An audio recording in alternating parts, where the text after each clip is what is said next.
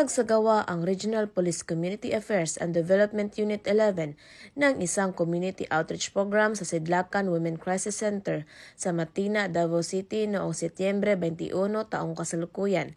Katuwang ang Sangguniang Masang Pilipino International Incorporated Davao City Chapter. Ang aktibidad ay bahagi ng ika-20th anniversary ng SMPII at may temang Para sa Bayan, Kapwa-Damayan, Walang Iwanan. Nagbigay ang Arpicado 11 at SMPII ng tulong sa mga kababaihan at batang biktima ng karahasan kung saan 20 benepisyaryo ang tumanggap ng mga personal na pangangailangan, damit at pagkain mula sa Jollibee. Ipinamahagi rin ang iba pang mga gamit na makakatulong sa kanilang pang-araw-araw na buhay. Ang aktibidad ay isang makapangyarihang paalala ng kahalagahan ng pagtutulungan at malasakit sa komunidad.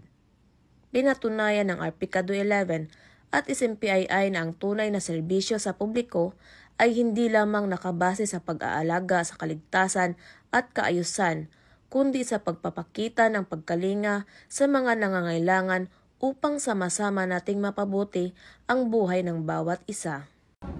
Mula dito sa Sidlakan Women Crisis Center, Davao City, ang mga inyong PNN correspondent, Woman Alvin Cañazares, alagad ng batas, taga-taguyod ng Balitang Pulis.